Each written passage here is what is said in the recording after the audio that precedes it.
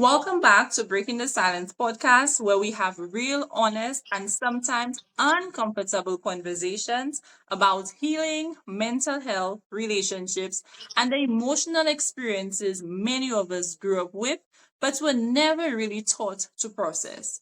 Today's episode is one I already know is going to resonate deeply with so many people, especially Caribbean people, because we're talking about things that were completely normalized in many of our households growing up. Things we laughed about, things we accepted, things we were told were just how Caribbean parents are. But as adults, we're realizing some of those things actually hurt us emotionally in ways we didn't fully understand at the time. And before we get into the conversation, I do want to say that we love our parents Do. and they did the best, yes, and that they did the best that they could. And as we have these conversations, I want to remind us and the viewers that it's coming from a place of trying to heal, not from a place of blame, not from a place of saying that our parents were wrong or judging anybody. It is genuinely from a place of healing. So the only thing is that in order to heal, you have to first acknowledge what happened or what came before, right? That's all this is. So we don't want to be coming off as if we're attacking anybody because we know that our parents sacrificed a lot from us. So many of us or many people came from trauma, instability, strict households, emotional neglect, poverty, or even going through survival mode their whole lives. And the generations before that, they went through all those things, and a lot of the decisions that they made, it's just what it was the best at the time, and we have to respect that, right? And they themselves never got the chance to heal from what they went through, right? So I think what we're doing here is we're simply stating what experiences negatively impact us and trying to break the cycle by finding healing for ourselves as well. I think it's important for us to keep that in mind and not put blame on anybody. Exactly, because growing up Caribbean, there are certain phrases almost everybody heard. Things like, stop crying before I give you something to cry for, or because I said so, or children must stay in children's place. And at the time, these things were so normalized and nobody even questioned them. You just accepted them because that's how everybody around you was being raised too. But now, as adults, a lot of us are starting to realize that some of those experiences shaped the way that we now communicate, the way we handle emotions, and even the way that we see ourselves, the way that we function in relationships as well. Yes. Something you said struck a chord with me. You said stay in a child's place, right? And I have to admit this is something I say to this day as well. And whilst you were saying that, I was trying to process, oh my gosh, am I wrong too for saying that? But I'm realizing there's two different meanings behind it, right? So Mhm. back in the day, stay in a child's place could mean you simply ask a question that you need to know the answer to, right? Right. Um, maybe your aunties and your mom, they were around, they're speaking, and you ask your mom something that's important. Mommy, what time are we getting home? I'm just trying to figure out when am I going to do my homework. Or just simply asking a question about food, important things. Back Mhm. in the day, because they're engrossed in whatever conversation they're engrossed in, they might say stay in a child's space, but I don't think that situation necessarily called for it. When I say it, it's more for situations where And it's only to my daughter. I don't tell people children. I do not listen. That's for other people to do, to Right. educate their children and correct them and discipline them in their way. I don't do that to other people's children. So my daughter specifically, times when I feel like she is starting to become involved in adult things, that's when I tell her. Right. And honestly, some of it has become so normalized that people joke about it now. Rochelle, I'm sure you've seen all the memes on Very Instagram good. and all Yes. the different The platforms. Caribbean parenting memes, and we always Yes, laugh about it, but yes, it's deeper than that, like just the very jokes. much so. And Mm-hmm. I think that something that's very telling is that it's usually beyond just the Caribbean. You'd see people from different cultures and different countries actually Right. saying, "Oh my gosh, do we have the same parents? Do we were we all raised by the same people?" So laughing about, getting yelled at in public, getting embarrassed in front of family members, or being terrified when your Mhm. parent gives you the look. Now, I just give the look, I have to say. But my look is not meant to terrify, nor does it terrify my daughter, right? Yeah. It's meant to indicate to her, hey, no, that's not a good idea what you're doing there. And out of respect, she should listen, right? Not Right. out of fear. I feel like that brings up a lot of experiences in my mind, not even just with parents, but with anybody of authority. They always want you to be afraid of them. And I don't think that that's healthy or that's okay at all. I Mm-hmm. think I you would agree. get further if the person loves and respects you. It would be a much better experience. Mm-hmm. So I think that what makes this conversation important is that behind all of those jokes, there are real people carrying real emotions and trauma, you know, from these experiences. And everything starts with honesty. You cannot Mm-hmm. heal if you don't acknowledge what you refuse to see, right? Right. Or maybe a better way to say it is you cannot heal if you cannot heal what you refuse to acknowledge. So the starting is to acknowledge it and to speak the truth. We shouldn't be Mm-hmm. afraid to say the truth, even Right. if we feel like it may hurt somebody else. I feel like that other person needs to understand that we're not trying to hurt you. Somebody giving their own experience to heal, it has nothing to do with you, right? Right. And, hopefully we could get into some things or some tips that could help us meet each other halfway with that. Yes. Love that.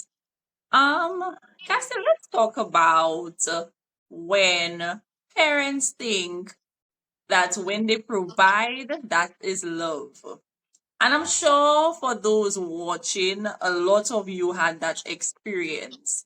Growing up in the Caribbean, because a lot of our parents grew up probably in poverty or not as fortunate as we are now, they think that providing is love. But I think love is, of course, deeper than that. So they think if if you just complain about anything, the first words that will come out of their mouth is you have food to eat, you have clothes on your back, you are able to go to school. These are things that I did not have growing up, right? Or I did not have as much growing up. So it makes the child feel that once the parent is able to provide that financial support, then that is love, right? Mhm. And the child sometimes grows right into adulthood thinking that this is love. So that's why sometimes for it goes both ways for men and women.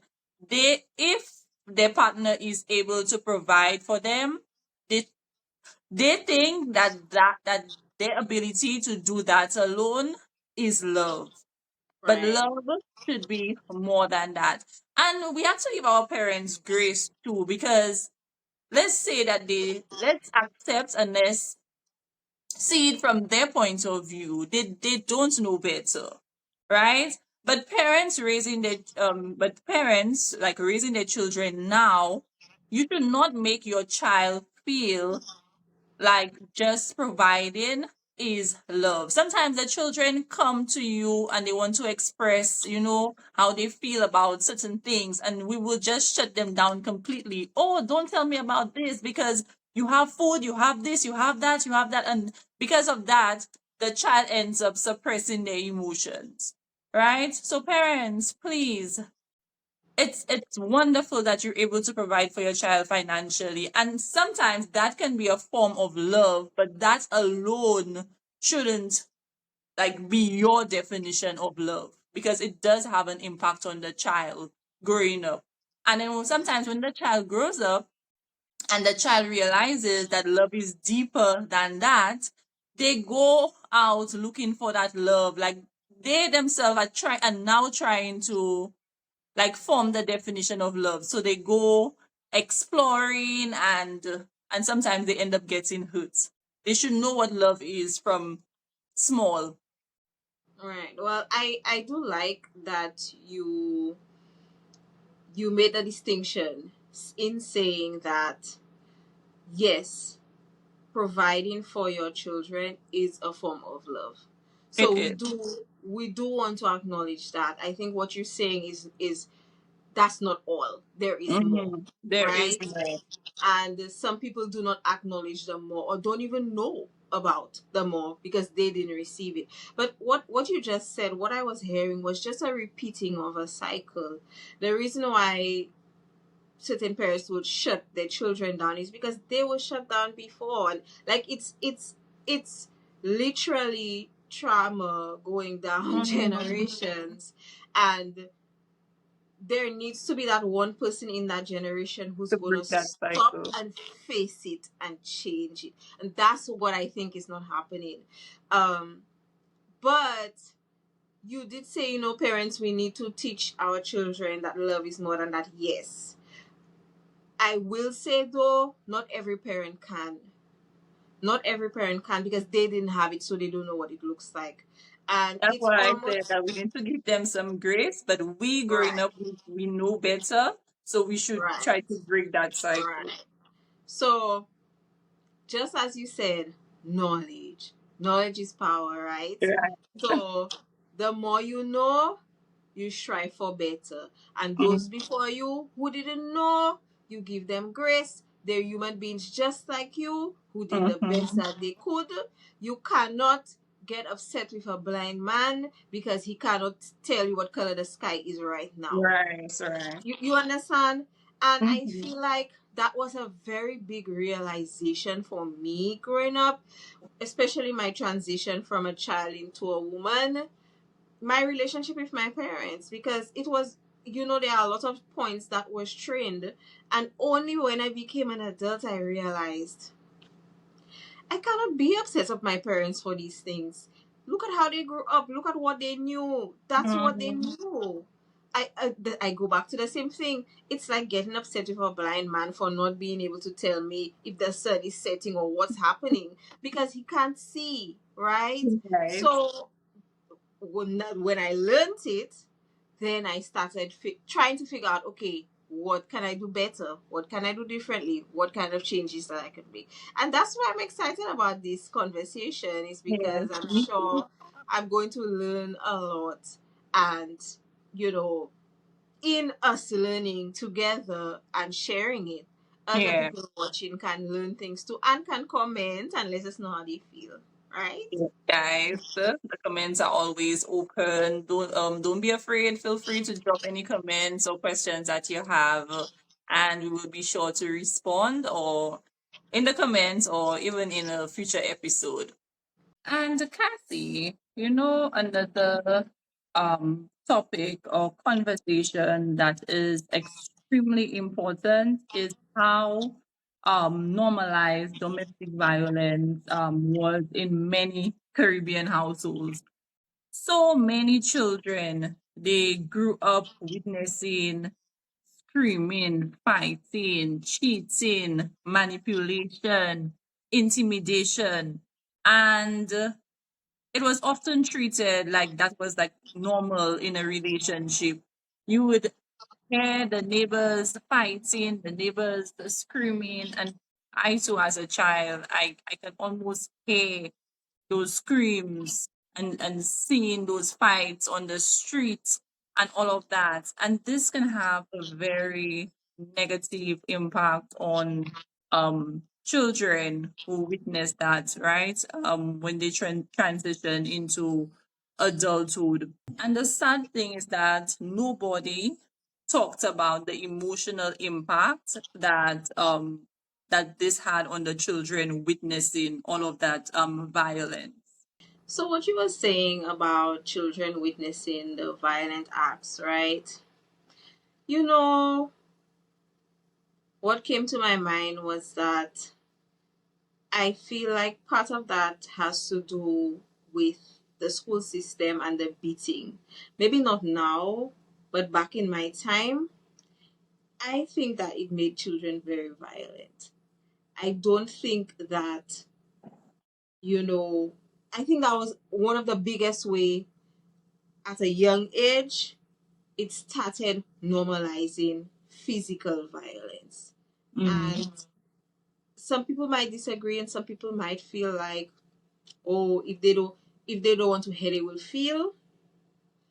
That very statement is probably responsible for a lot of violent people out there. And I wanted to speak on this because it's something I went through with my daughter when she was younger. And I mean, giving her little taps on the bottom and stuff like that, and realizing it was doing was teaching her how to hit other people. It was not stopping her from doing whatever it is that she wanted to do. And I had to figure out, okay, what was working back in the day is not what's working now. What was the fear that was working with us and our parents, and we would be afraid of them? It's not working. Maybe it's working for a few people now, but I'm pretty sure it's not a good experience or a good, Mhm. relationship. So I feel like it's not just on the street or neighbors, it's in the schools as well. I do not think hitting a child teaches them anything at all. I don't. And I understand there are children who are extremely hard to wrangle, but maybe there is a deeper reason why. Maybe Mm. that child is going through something and that's why they're Something. acting out. It may be better to figure that out through conversations than just hitting the child. It's going to make it worse. I don't know when people are going to realize that. So that's children, but another part is women. A lot of us women were taught that suffering in silence makes you a good woman. And a lot of women were encouraged to endure the disrespect and the violence and the emotional abuse and sometimes physical abuse for the children or for maintaining appearances. And I don't think people realize that children absorbing all of that. Mm. They are. And that's And a sad thing, Cassie. The children absorbing all of that, right? And it doesn't stop there. Like it affects us 10, 20 years down the line. And we're big people having to heal from those traumatic experiences 10, 15 years ago. Like mhm, like it probably won't have that much of an impact on you. I shouldn't say that much of an impact because it does affect the child. But I feel like when you're an adult, that's when you feel the full blunt of it. Like right. it And sometimes you don't even know how to heal from it. yes. And I do want to say that when you're a child, it's not your fault. But when you Mm. become an adult and you have the knowledge that Oh there's man. better out there, I think that is the ding. where you can change the situation. That's the important part. That's the part where we break the cycle by And that's breaking the where a cycle. lot of people, yes, and that's where a lot of people get stuck or they do not, take action. They would say things to themselves like, "That's just how I am. That's how I grew up." But you have to, make the decision to change it around because, as you said, it's just going to be a cycle. You're going to have children, the children going to do the same thing. And unless somebody says, like, enough is enough and I'm going to break that cycle, it will just continue happening. Yeah, and that's why I started off with saying it has nothing to do with blame. This is about, let's talk about this and how do we break the cycle. That's Right. it. I realize that focusing on the positive and focusing on just fixing as opposed to Mhm. pointing fingers and pointing blame, it never gets anybody anyway. Anywhere, This is right? the cycle. This is what's happening. Yes, we educating each other on why it may have happened and who did what and whatever, but it's okay. You did the best you could. It's my turn now. I now have the knowledge. What can I do to make things Right. better? So, you know, we're not going to keep our bodies in survival mode, Mm. because when your body's constantly in survival mode, your nervous system never relaxes. Because home, the place that should feel the safest, is emotionally unpredictable. So another thing I think that there's value in discussing is cursing and verbal abuse, right? Especially to children. Now, I'm not just talking about children, because even in adulthood as well. Because when you think about the cycle, it affects them as children. Children, they grow up doing it to others, then affects other children. It's like it's never ending. So Mm.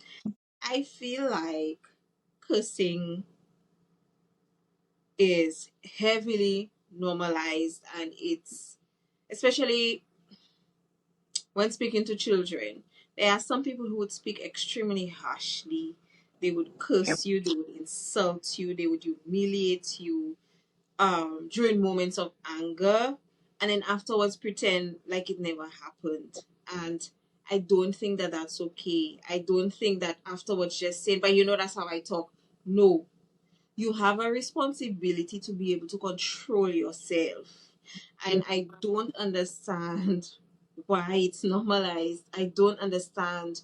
Even friends in conversations, they would be cursing and they're laughing, and I would Mhm.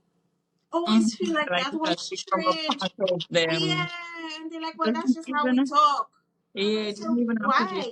humans, but Why is that it just how includes you the talk? food. Mm-hmm. Because Lord knows, if I with my female friends and any of them start cussing me up, it's gonna be a problem. I'm sorry, but no. And you know what's Respect, funny? You know what's funny, Cassie? Some of the parents, when they curse the children, they are actually cursing themselves. of course. The child came And from I'm you. like, What are you what? doing? So children hear, and they just dismiss it, and children constantly hearing, you lazy, you stupid, you won't become anything, or you useless and stuff like that. Guys, you manifesting that over your children. Right. I don't think that people understand what they're doing. Your power of the tongue. Do you know Mhm. what you're doing? And I understand some people are probably thinking, I didn't mean it. I was just fixed. You have to learn to control. You have to learn emotional regulation. Like, it's part of being alive. You Mm. know, the same way you could stop yourself from pushing your hand in the fire when you realize the fire can burn you or hurt you, right? Yeah. They're not applying that same thing to words. They don't see Mm. it as, that's another thing, Rochelle. People don't see, feel like physical pain is a very real thing. Oh my gosh, oh, don't get burnt. Okay. But Yeah. But emotional they pain, they minimize, dismiss yeah, it. they minimize the Definitely. pain. And Yes. you were speaking, you know what came to mind? That when parents, curse their children and whatnot, it doesn't just stay in the household. Because you raising your child will come home and you just randomly hear your child say a curse word and you're like, but I don't say curse words around my child. Where did they pick that up? not knowing that another student in their classroom is being raised on curse words. So that child is obviously cursing on the school compound, and your child that you raise properly or you speak to properly is picking up on those habits. So that's something for parents to know, that you're not only the way you speak to your child is not only impacting your child, but it is impacting, more Other children that your children, child right? interact with on a daily basis. Yeah. The Another thing that we should note is that when we say those when we verbally abuse children, they internalize those words, right? I'm sure there are many adults that actually remember the insults or the harmful things that were said to them, right? Or even done to them. And it does have an impact, because you start building your identity based on the things that were constantly said to you, that you're not enough, you should do things like that, why you cannot do it like that, just like that other person. You're like, they have some parents, like when they're angry, they just say some nasty things to their children, and the children start believing those words. And as you said, there is power in the tongue, right? If somebody's constantly, sorry, saying a certain thing to you, you start believing that you are what they're saying that you are.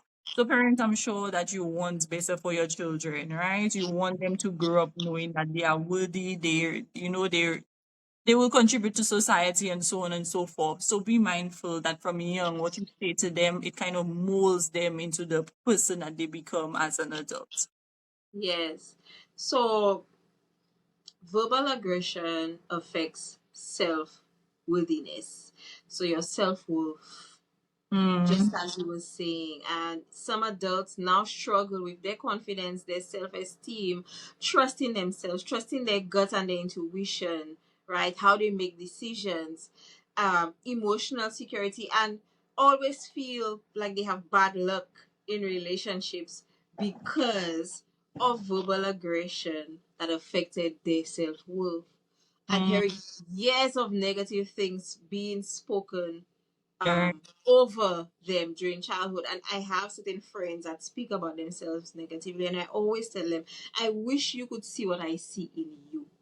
I think the next point or topic that we're going to discuss, a lot of older siblings, especially the eldest daughters, may be able to relate to this one, because in a lot of Caribbean households, they normalize the elder sister or brother, right, taking care of the younger siblings, right, and because of that, and I'm not saying that responsibility is a bad thing, right?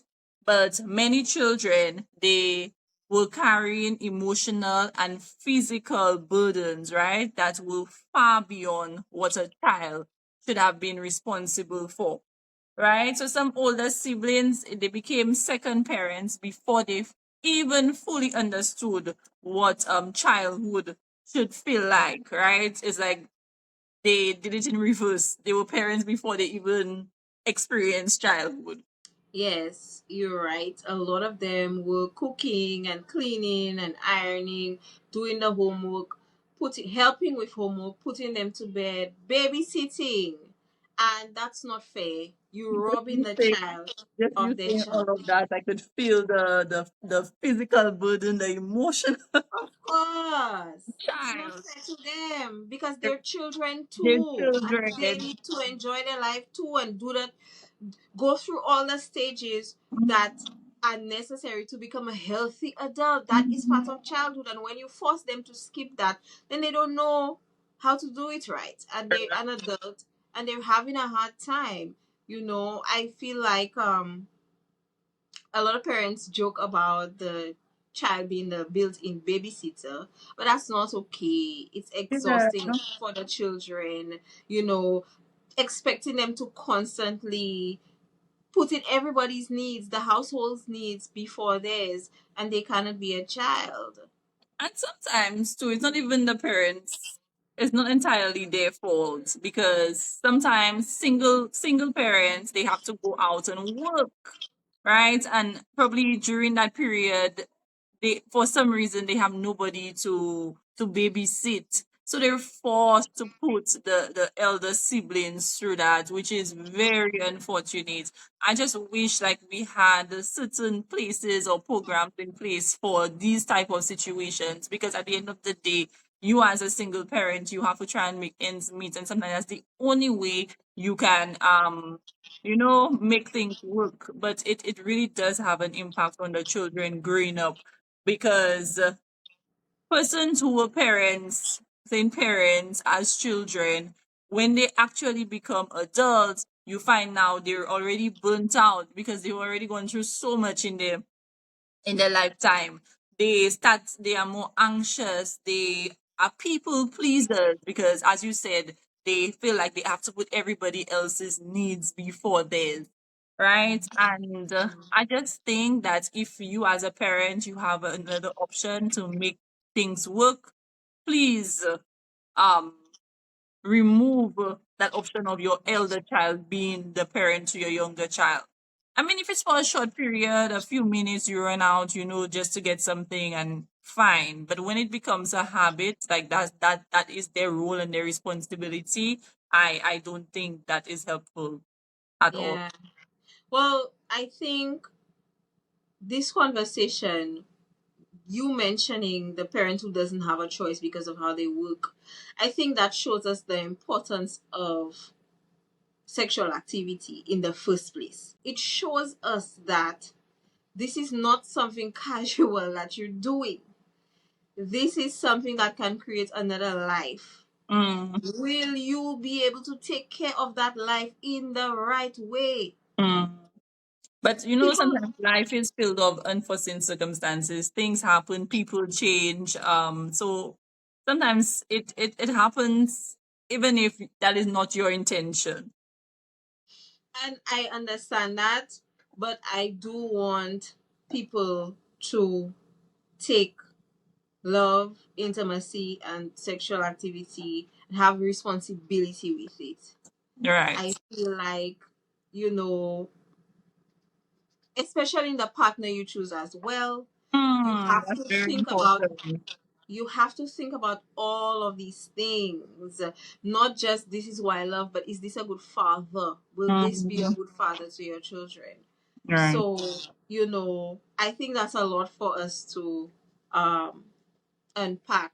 I do want to give a story that I remember I was at a park with my daughter, and there was a group of children. It looked like they were all siblings, and the smallest one was maybe could just started walking, could barely walk. He was falling every 5 seconds, and I noticed that maybe his older sister was put in charge of making sure he doesn't fall, making sure he doesn't go into the road or whatever, Mhm. right? And at first I felt like, oh, okay, the parent is right there and the children are playing and they gave her a little responsibility to make sure her brother is okay. But then I remember the time he fell and she brought him to them and they were quarreling with her. And when she cannot stop him from falling every 5 seconds because she herself is what, 7, 8, she's a child as Mhm. well To and she's enjoy doing that her time in the best. park as well. So their reaction was no. If you should be the one actually looking after the child. So they held him and she went and played with her friends or her cousins, her siblings, whoever it was. They were in a group. And the parent brings the little boy back and say, look, watch him. And goes back and talking whatever conversation and not watching at all. And the Mm, little girl is like, she cannot play now because she's busy keeping her brother up every 5 seconds so he doesn't fall and cry so they don't shout after her. And I felt so bad for her. And I'm yes. thinking, Children be what, children.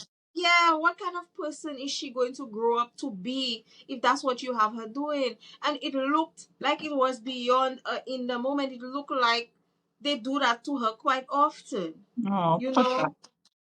And, I think one of the saddest realities is that some of the older siblings were praised for being mature. But in reality, they were just surviving emotionally. Yes. They mistook maturity for a child who is numb, who just trying to adapt under pressure, who's suppressing their own needs because the household required them to grow up quickly. You know, some children become caretakers before they ever fully get a chance to just be children, before they Right. ever fully discover who they are outside of responsibility. So you find that for a lot of people, they don't know who they are. They did not get the chance to figure that out as they were growing up. And they're just going through life either not knowing who they are, making random decisions, and like, just feeling lost constantly, or being a perfectionist and have everything going for them, but they're unhappy because that's never what they wanted, because they don't even know Mm. what they want, because they don't know So, who they oh, oh, and that's a very deep conversation. are. And Yeah. even in the case of grief, like losing a parent, sometimes the elder sibling automatically becomes the parent, especially again in single households. And you see that happening a lot, especially in cases of poverty, right? Like your family can't help you, so you as the elder sibling, you're forced to stop going to school and you have to go look for a job to take care of your younger sibling. So it's just sad that some people have to go through that. And I And mean, as you were saying, there are certain situations that are just unavoidable. Like, it's mhm, just, yeah, all around between a rock and a hard place.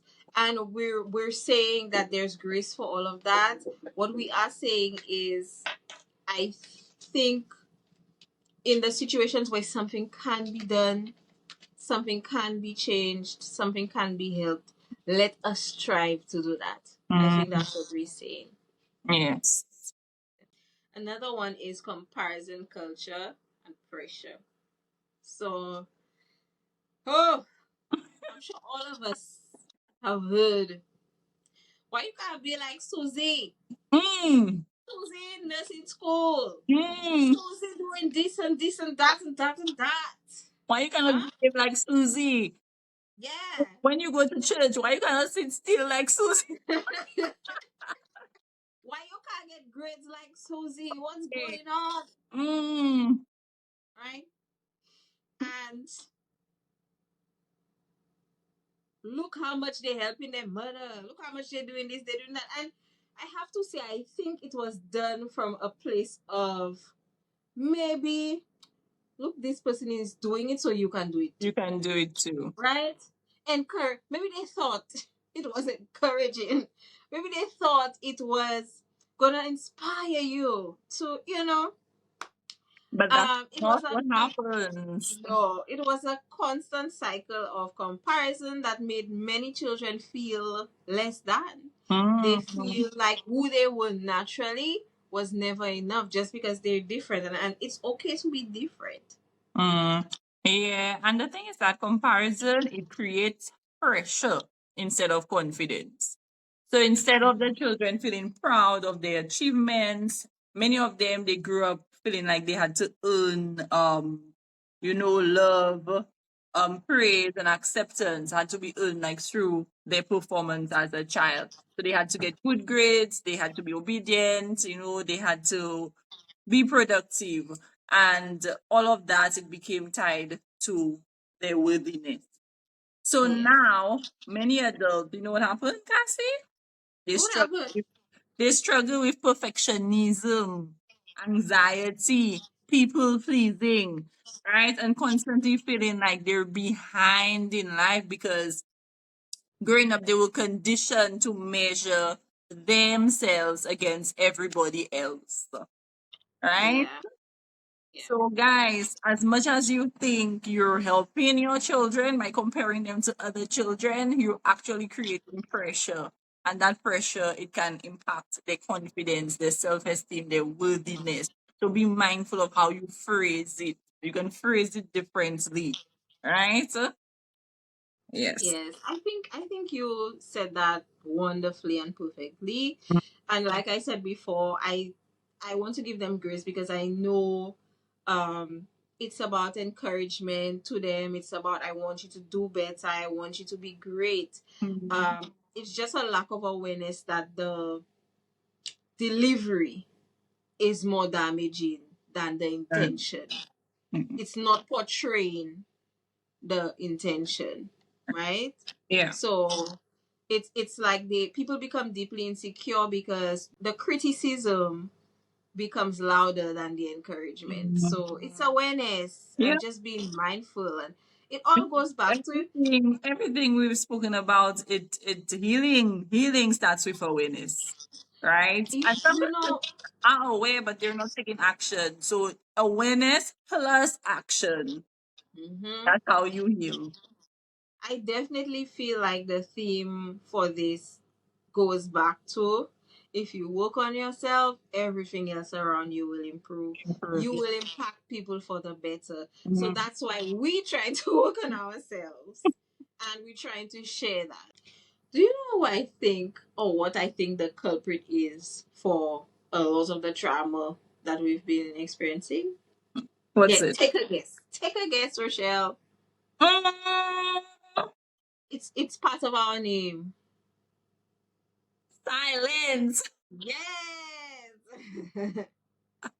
So silence around trauma and healing. For as far back as I can remember, silence has been the coping mechanism of a lot of people that have come before me, that Mm, I've seen, that I was meant to learn from. But I was too stubborn to keep that cycle of silence, Rochelle. I don't know where I get it from. uh, I don't know why God put this passion inside of me, but I will not stay silent and endure any kind of mm-mm, not me, right? yeah, but some persons they were forced to be silent because sometimes when they come to the adults expressing themselves, the adults, tell them, oh, that's not true. Even in cases of where persons got raped and so on, they go to the Horrible. parents, tell them that is not true. So Too if many secrets. so many Too many secrets that you have secrets. to, because they feel like, especially if it's a family member who raped the child, they feel like, that will tarnish their reputation or the family name and so on. So the child is forced to stay silent. Not just that. Not only is the child forced to stay silent, you're enabling Hmm. a very a person who needs help to stop Mhm. that kind of activity. So you're enabling that person to continue that horrible cycle where they're inflicting pain on Mhm. children or on other people. And that's not Exactly. okay. You cannot want to put the family name or the family appearance over a child suffering and other Mhm. people suffering. And the person themselves doing the action, I trust me, they're suffering too. Because They are. That's why. trauma that will cause you to Right. be to Mhm. exactly. So they don't people don't realize how silence continues the suffering, it continues the trauma, it continues the cycle, the very cycle we're trying to break. Mhm. Yep. We cannot be silent, Rochelle. We have to put importance where it's due. And what's more important than just looks and just how people perceive you is Mhm. actual health, actual mental health. We need to start protecting ours and our families and the people around us. We Yes. need to put healing and processing pain before appearances. We need to stop the fakery and be real about being happy. Mm-hmm. Yeah. And the sad thing is that many people they grew up like believing that therapy is for crazy or mad people, or if you're going through something difficult, they will tell you just pray about it. But meanwhile, entire families they will carrying generation of unaddressed trauma emotional wounds, abandonment issues, abuse, anxiety, depression, and unresolved pain. We need to stop the stigmatization around seeking professional help, guys. That should be a normal thing for us to do now. We're no longer living in those those older times. We need to get with the times and normalize the professional help, because a lot of Yeah. people are walking around wounded, right?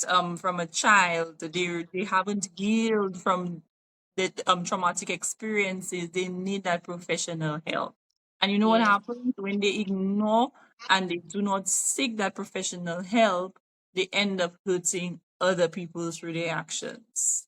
Right. But we also have the responsibility of creating safety for people to want to break the silence. That is I so feel true. like, yes, we might be encouraging people, don't stay silent, speak out, but what if they're afraid? You And that's know, why we're creating those safe spaces. right. And I feel How like do we how do we nurture their right. voices so that they feel safe and Mm, they feel like they can, break the silence. right. And it doesn't have to be anything formal. It can just be your friend creating that safe space for you, your family member creating that safe space for you, right? Because again, we know that professional help is expensive, unfortunately, in the Caribbean. Yeah. So guys, we need to be more approachable. We need to, judge less, support more, and so on. Yes. Yeah. Yes. And let's break the cycle of suffering in silence, Silence. because we will become so used to, or should I say, we have became so used to suffering that Mhm. it starts to look like the new healthy or the new normal. I feel like something that we can do, especially as adults, is have boundaries. Because having boundaries is a way of stopping the cycle. You're not letting it get to you, you're not letting it affect you for it to then start affecting how you act, right? So I'll give an example. I was in a group on WhatsApp, and somebody in there, we were talking about something, I can't remember.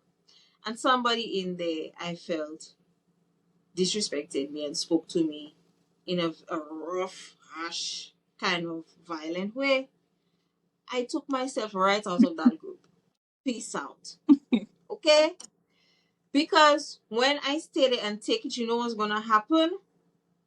You never birds of a feather flock together. Mhm. Guys, what you expose yourself to, you're going to, without even noticing or realizing it, becoming like it as well. Mhm. Before then, next thing you know, I'm the harshest person in the world. Don't know why, don't know where it came from. So sometimes you have to put Yeah. boundaries to make sure, yeah, Distance that you yourself from. protect. Mhm. Yes, you protect yourself from certain Right. things. So, guys, if this conversation resonated with you, just remember that you are not alone. So many people are currently unpacking childhood experiences they once thought were completely normal.